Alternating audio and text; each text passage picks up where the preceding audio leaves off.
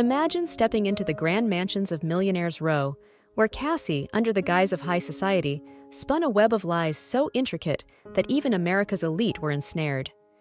Her audacious claim of being Andrew Carnegie's illegitimate daughter was not just a lie, it was a ticket to a fortune, securing loans worth millions that were as phantom as her fabricated heritage. Each alias she donned, from Madame Lydia de Vere to Mrs. Cassie Hoover, was a new character in her elaborate performance, leaving the nation spellbound and bewildered. Cassie Chadwick's life was not just a tale of fraud. It was a testament to the seductive power of illusion and the lengths one woman would go to sculpt her own reality. Who was the real Cassie Chadwick? Stay tuned and find out. Cassie Chadwick, born as Elizabeth Bigley on October 10, 1857, in Eastwood, Ontario, had a comfortable childhood on a small farm. Despite her loving family, she was known for telling lies and yearned for a lavish lifestyle. Cassie Chadwick's life, marked by deceit and grandiose swindles, prompts an intriguing question about the genesis of such a fraudulent path. A closer examination of her early life, particularly her childhood in Eastwood, Ontario, might shed light on the early events that foreshadowed her later infamous activities, offering deeper insight into her character development. Cassie's early life appeared conventional. However, beneath this veneer of normalcy, certain behaviors hinted at the tumultuous path she would later tread. From a young age, Cassie exhibited a penchant for storytelling, not the innocent tales of a child's imagination, but fabrications that blurred the lines between reality and fiction. This inclination towards deceit was not merely a phase, but a persistent trait that grew more pronounced with time. Her family, though not affluent, provided a stable and comfortable life. This ordinariness, however, seemed to stifle Cassie. She yearned for something beyond the confines of her rural existence, a longing that was perhaps exacerbated by the limited prospects available to women during that era. Cassie's fabrications can be seen as an early manifestation of this desire to transcend her circumstances. The tales she spun were not merely lies.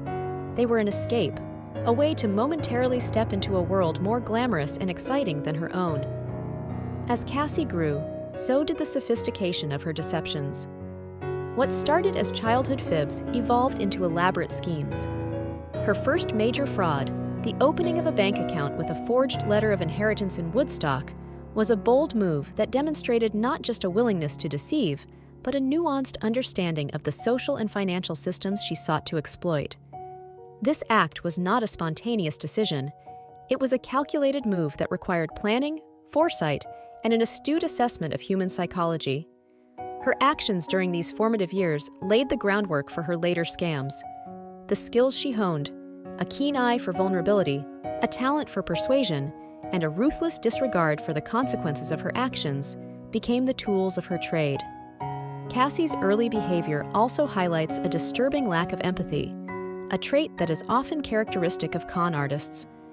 Her ability to weave believable narratives was not just a testament to her creativity, but also to her understanding of how to manipulate the hopes, fears, and desires of her victims. However, to view Cassie's early indications of deceitful behavior in isolation would be an oversimplification. The social context of her time, particularly the limited opportunities for women and the rigid class structures, likely played a significant role in shaping her path. For a woman of her background, the conventional routes to wealth and status were largely inaccessible. In this light, Cassie's turn to fraud can be seen not just as a personal choice, but as a rebellion against a system that offered her few options. Her early act of opening a fraudulent account at the age of 14 was not a simple or impulsive trick. It was a complex operation that required a certain level of sophistication and understanding of the financial systems. The creation of the forged letter of inheritance showed Cassie's early mastery of the art of forgery and her understanding of the power of official documents. It wasn't just the physical creation of the document that was noteworthy, but also her ability to gauge the psychological impact such a document would have. The letter was a key that unlocked not just a bank account, but a whole new realm of possibilities for manipulation and deceit. Woodstock, at that time, was a small but burgeoning community, an environment where everyone knew each other and where trust was a given. This context made Cassie's fraud all the more audacious. To deceive in such a close-knit community required not just courage, but a deep understanding of human nature and a calculated disregard for the social norms that bound the community together. The bank, as an institution of trust and authority, was the perfect target for her scheme. By successfully deceiving the bank, Cassie wasn't just obtaining money, she was testing the limits of the trust and credibility that were the foundations of the financial system. This early encounter with the world of finance and deception was a learning experience for Cassie. Each interaction, each moment of anxiety, and each successful deception was a lesson that honed her skills and sharpened her appetite for bigger schemes. The bank account opened with a forged letter of inheritance was not just a source of funds. It was her first venture into the high-stakes game of financial fraud, a game she would play with increasing audacity throughout her life. However, this act was not without its consequences. The bank's eventual realization of the fraud, her arrest, and the subsequent events were a harsh introduction to the risks involved in her chosen path. Yet, even these consequences were part of her education in the world of fraud. They taught her about the legal and social ramifications of her actions, and importantly, about the possibility of evading serious consequences due to her age and the perceptions of her mental state. The opening of a bank account with a forged letter of inheritance was the first major step in a dance of deceit, a dance she would perform with increasing grandeur and audacity, leaving an indelible mark on the annals of criminal history. This act, committed at such a young age, was a harbinger of the tumultuous life that lay ahead, a life characterized by daring schemes, high society, and the constant shadow of retribution. After various escapades and a brief return home in 1875, Cassie moved to Ohio with her sister Alice. In Cleveland, a bustling, industrious city far removed from her rural Canadian roots, Cassie saw an opportunity to reinvent herself, to cast off the shackles of her past and weave a new identity from the fabric of her imagination.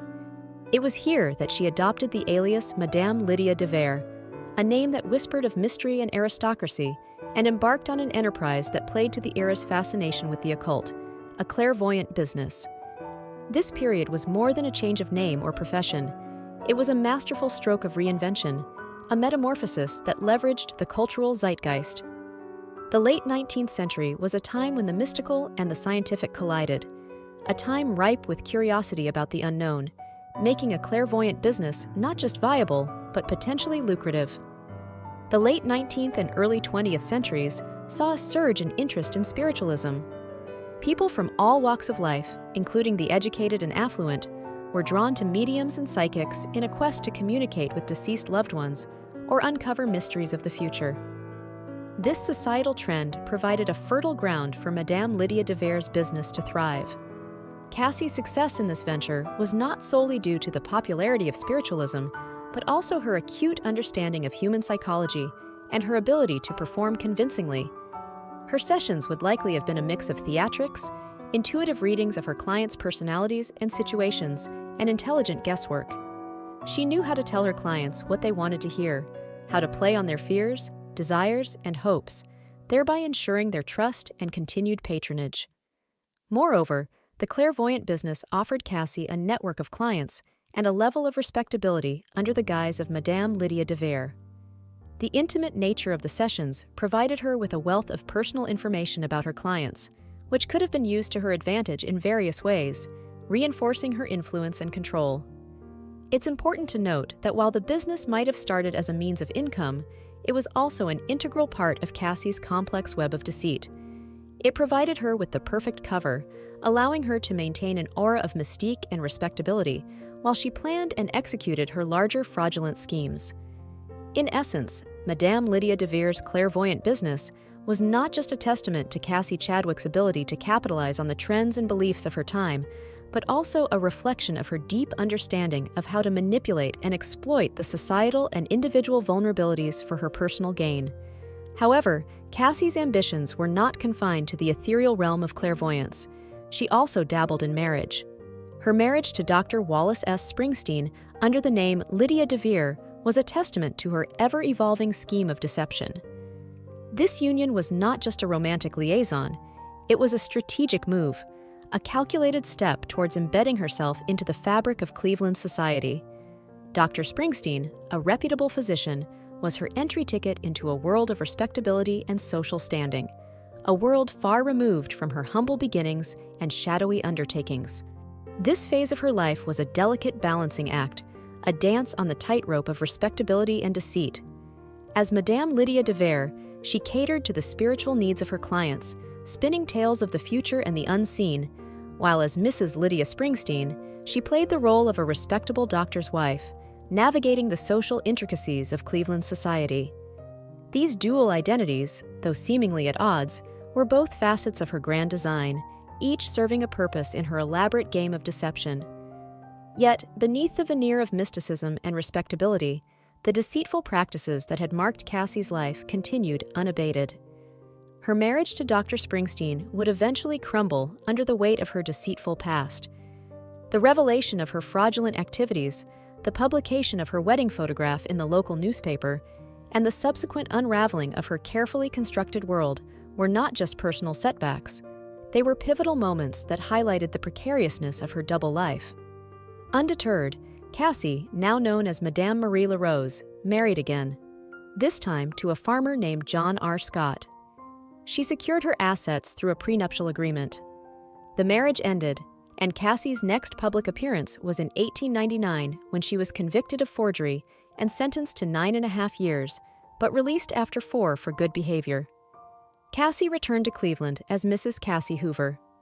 After her tumultuous experiences under the alias Madame Lydia de Vere and the subsequent fallout of her marriage to Dr. Wallace S. Springsteen, Cassie was not deterred. Instead, she emerged with a new identity and a renewed vigor for her fraudulent endeavors. As she arrived back in Cleveland, a city that had already been a stage for her previous acts of deception, she brought with her the lessons learned from her past exploits and failures. She was determined to establish herself anew, to weave a narrative so convincing that it would erase the stains of her past and provide her with the prestige and financial security she so desperately sought.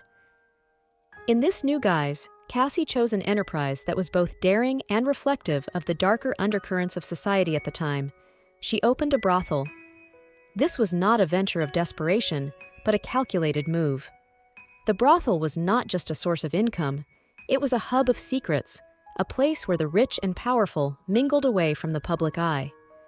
Cassie, as Mrs. Hoover, positioned herself not just as a madam, but as a keeper of secrets, a role that allowed her to wield power and gather information that could be used to her advantage. The establishment of the brothel under her management was a testament to Cassie's adaptability and her keen understanding of human desires and the lengths people would go to satisfy them. Her ability to navigate the fringes of respectable society, to manage such an establishment while maintaining a semblance of respectability, was a reflection of her cunning and her unyielding ambition. It was within the walls of her establishment that Cassie met her third husband, the wealthy Dr. Leroy Chadwick. This meeting was not a chance encounter, but a carefully orchestrated moment in Cassie's grand plan. She presented herself to Leroy as a widow and a refined and kind lady. Her encounter with Leroy Chadwick was a turning point. When Leroy confronted Cassie about her establishment being a well-known brothel, Cassie acted with feigned shock and distress.